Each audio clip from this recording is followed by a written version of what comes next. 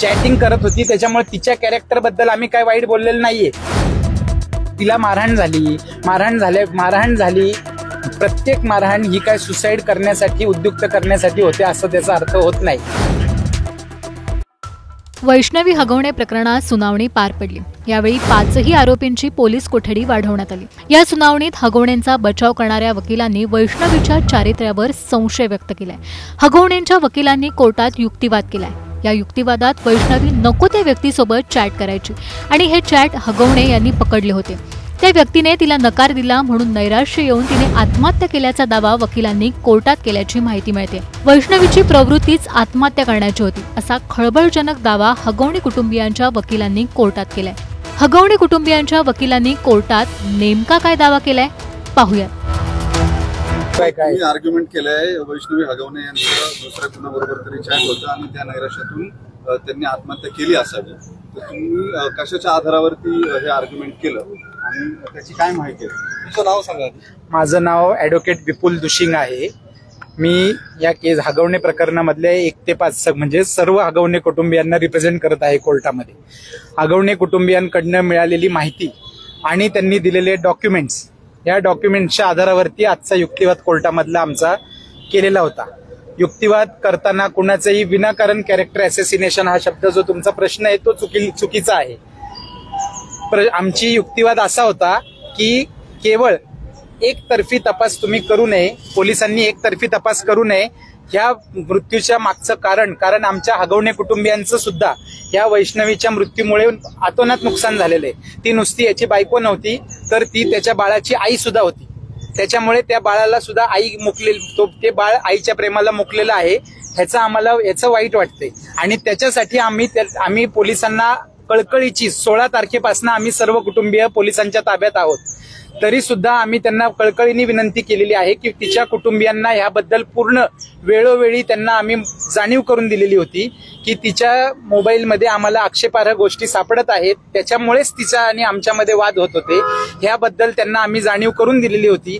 तिच्या आई वडिलांनी ते मोबाईल तिच्याकडनं काढून घेतलेले होते. त्या मोबाईल मधली जी काय चॅटिंग आहे ती आम्ही सुरक्षित ठिकाणी ठेवलेली आहे. योग्य वेळ आल्यानंतर आम्ही ती चॅटिंग कोर्टासमोर देणार आहोत. ह्या चॅटिंग बद्दल पोलिसांना सुद्धा 16 तारखेपासून आम्ही ताब्यात असल्यापासून सांगत आलेलो आहोत. परंतु ह्या मीडियाच्या प्रेशरमुळे, पॉलिटिकल प्रेशरमुळे त्या गोष्टीकडे कुणीही लक्ष द्यायला तयार नाही. हा युक्तिवाद आम्ही केलेला आहे. त्यामुळे कुणाचं कॅरेक्टर ॲसेसिनेशन नाहीये.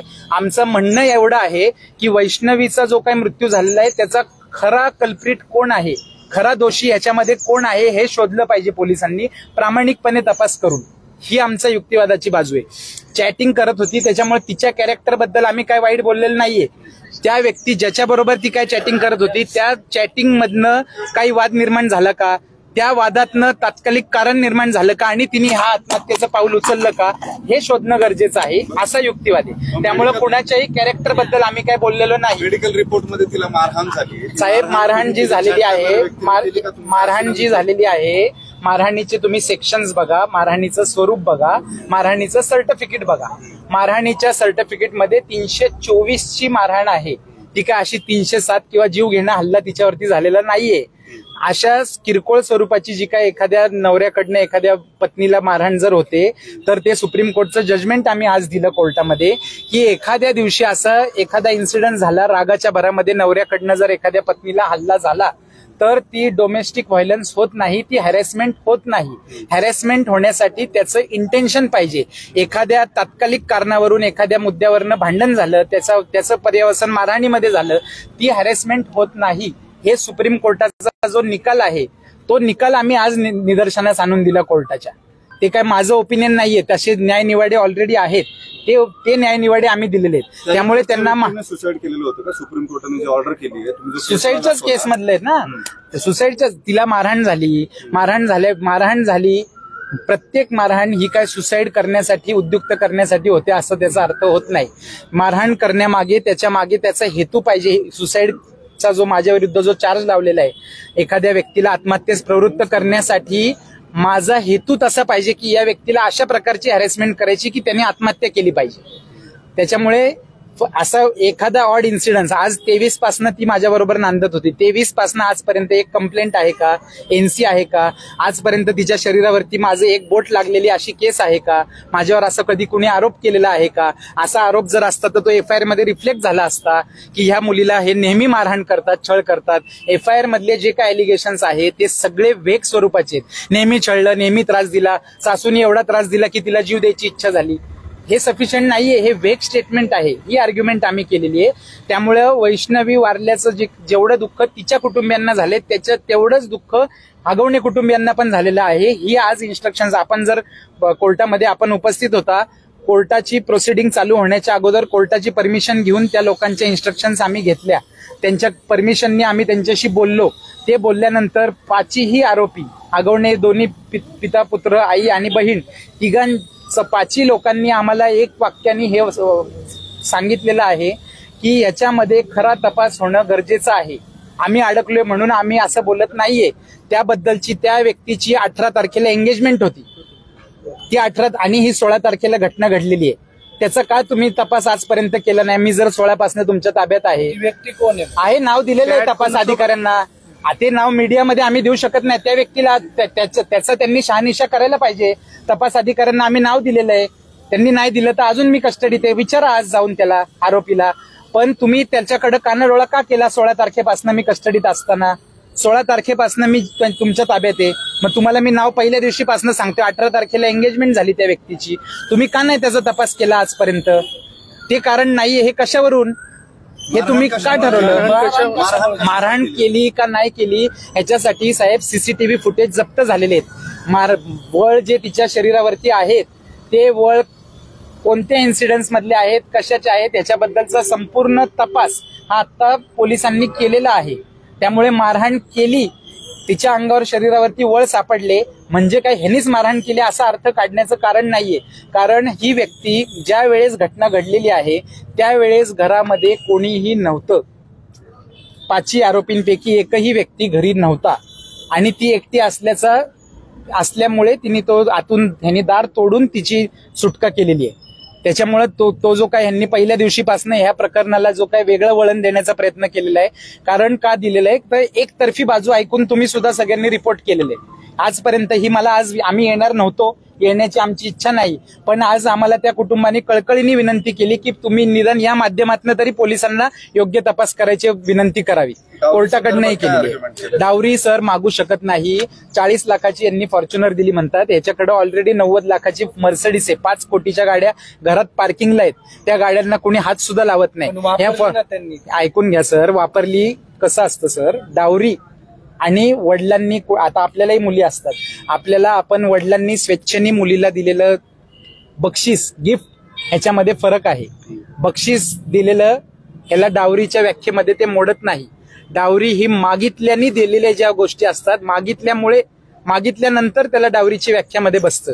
त्याच्यामुळे जे काय वडिलांनी तिच्या स्वेच्छेने बक्षीस दिलेलं आहे त्या बक्षिसाला कुठल्याही प्रकारे त्याला एक तुम्ही म्हणता एवढे डावरी साऊंड फॅमिली होती त्यांनी बँकेत ठेवून. साहेब, प्रत्येक बिझनेसमनला तुम्ही आता मोठमोठे बिझनेसमन बघा, इमिडिएट फायनान्स उभं करण्यासाठी प्रत्येक बिझनेसमनला बँकेचा कर्जाचा सहारा घ्यावा लागतो.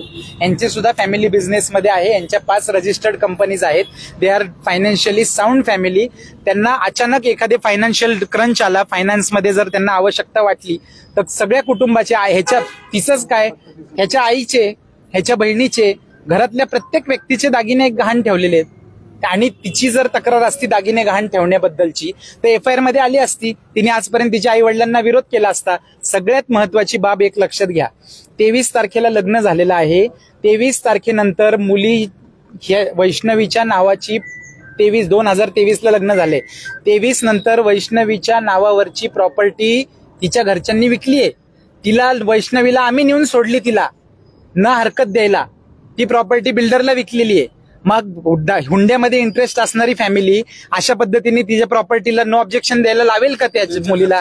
बांधकाम व्यावसायिकांकडे जाऊन परस्पर भेटत होते असं तुमच्या आशेबद्दल का आरोप केला? तेच तर आरोप आहेत. आता त्यांना काही सापडत नाहीये ना आमच्या विरुद्ध. त्यांना फक्त एवढंच विचारा तुम्ही की तुमच्या मुलीचं ना हरकत तुम्ही घेतली का, प्रॉपर्टी विकली का बिल्डरला? लयच्या लग्नानंतर त्यावेळेस तिच्या सासरकडच्या लोकांनी ऑब्जेक्शन घेतलं का? तिला आणून सोडलं का घरी ह्या ट्रान्झॅक्शनसाठी, या व्यवहारासाठी? Obviously, या सगळ्या आरोपांमध्ये साहेब, निलेश चव्हाणवरती हा पूर्णपणे अन्याय झालेला आहे. निलेश चव्हाण हा त्याचा मित्र आहे. अशा एवढ्या वाईट परिस्थितीमध्ये त्यांनी त्याचं मैत्री निभावली. ते बाळ बघण्यासाठी 5 लोक तुरुंगात असताना ते लहान बाळ कुणी बघायचं होतं? ह्यांना अंत्यविधी झाला तेव्हा ह्यांनी बाळ काही नेलं नाही. ते बाळ बघायचं कुणी होतं? मग ह्यांनी रिक्वेस्ट केल्यामुळे ते बाळ त्यांनी सांभाळलं. त्यांनी बाळ सांभाळलं, ही माणुसकी दाखवली. उद्या सोडून गेला असता. पोलीस आहे, मीडिया माझ्या विरोधात आहे, पोलीस माझ्या मागे लागलेले आहेत, कशाला बाळ पकडायचं? तर कोणी त्यांनी बाळ सांभाळलं. त्याचा दोष काय त्याच्यामध्ये? त्याच्यावरती हा केवळ अन्याय त्याच्यावरती चाललेला आहे, ह्या युक्तिवाद केला आणि त्यांनी बाळाची हेळसांड केली असं त्याच्यावरती ज्युव्हेनाइल जस्टिस ऍक्ट सेक्शन 88 आणि 75 त्याच्या विरुद्ध त्यांनी चार्ज लावलेला आहे. तर ती हेळसांड केल्याचा कुठलाही, ते बाळ त्यांनी व्यवस्थित सांभाळलं. तिच्या घरचे आले, अनेक आपले लोक होते, तुम्ही सुद्धा होता. सगळ्यांच्या देखत त्या बाळाची त्यांना कस्टडी त्यांनी दिलेली आहे. प्रश्नच नाही असं त्या आरोपींचं म्हणणं आहे. तेच आम्ही आज युक्तिवाद केला. नाही, ते कस्टडी कोण मागणार आहे? त्याचा बाप जिवंत आहे त्या बाळाचा. कस्टडी कोण मागू शकतं? तो नॅचरल गार्डियन आहे ना, तो जिवंत आहे ना. होतोय म्हणताय, पण त्याच निलेशनी बंदूक दाखवली ना तिच्या आई वडिलांना. साहेब ऐकून घ्या. कुठलीही गोष्ट, there is a method in madness also. तुम्ही दिलं होतं का त्याच्या कस्टडीत? बाळ दिलं एक्स व्यक्तीने. मागण्याची पद्धत आहे का? तुम्ही असा मॉब घेऊन 100 लोक जाऊन त्याच्या घरी दादागिरी करायला जाणार का? मागण्याची पद्धत आहे का नाही? तुम्हाला रितसर तुम्ही जर जाऊन कायदेशीर प्रक्रियेचा अवलंब करून गेला असता, त्याच्या आज त्या बाळाचं संरक्षण करण्याची जबाबदारी ह्या हगवण्यांनी त्याच्यावर दिली होती ना. आता आपण एखाद्या हगवण्यांकडे ते बाळ येणार की नाही येणार? आता त्यांच्याकडेच आहे ना बाळ त्यांच्याकडेच आहे ना. आता ती लिगल बॅटल होईल.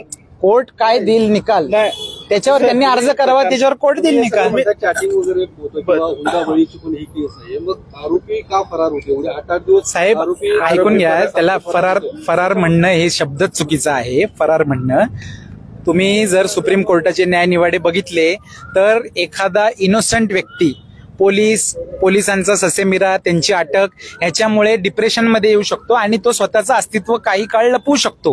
ह्याला कोणी फरार म्हणू शकत नाही. फरार म्हणण्यासाठी त्याच्यासाठी वेगळे पॅरामीटर्स आहेत. फरार नाही, त्यांना उशिराने अटक झालेली आहे आणि अटक कशी झालेली आहे ते सुद्धा सगळं कागद आहेत, रेकॉर्ड आहे, त्याबद्दल काही हे नाही. चॅटिंगचा जो उल्लेख केला त्यामध्ये नेमकं काय होतं, कशात वाद होता आणि काय नेमकं त्यामध्ये मेन्शन केलं होतं? ते आता त्याच्याबद्दल त्या केसचा मी वकील नाहीये, त्यामुळे त्याच्याबद्दल मला माहिती. काय नेमकं वाद होता? साहेब प्रश्नच नाही. ज्या वेळेस अप्रोप्रिएट वेळ येणार आहे, पोलिसांनी आम्ही विनंती करून सुद्धा जर या अँगलनी तपास केला नाही तर आम्हाला आमच्या बचावासाठी पूर्ण संधी आहे. कसाबला सुद्धा बचाव करण्याची संधी या देशांनी दिलेली आहे. त्याच्यामुळे आम्ही हगवणे कुटुंबी आहेत, आम्ही काय कोणी हे नाहीये, तर आम्ही आमच्या बचावासाठी दाखवणार आहे. कोर्ट निर्णय घेईल योग्य ते. आम्ही जे म्हणतोय ते बरोबर आहे का चुकीचं आहे शेवटी ठरवणारं कोण आहे? कोर्ट आहे. एवढी चांगली फॅमिली असताना दुसरी सून पण आरोप करते ना.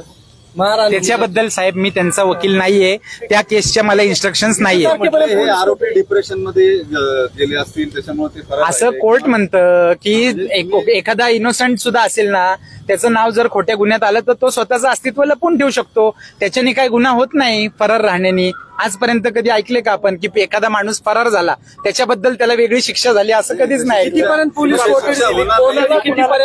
आता पोलीस कोठडीची त्यांची जी विनंती होती, 2 लोकांना 1 दिवसाची पोलीस कोठडी दिलेली आणि बाकीच्या 3 लोकांना 1 दिवसाची दिली आणि बाकीच्या 2 जे नंतरून अटक झाले त्यांना 3 दिवसाची 31 तारखेपर्यंत. Okay, thank you sir.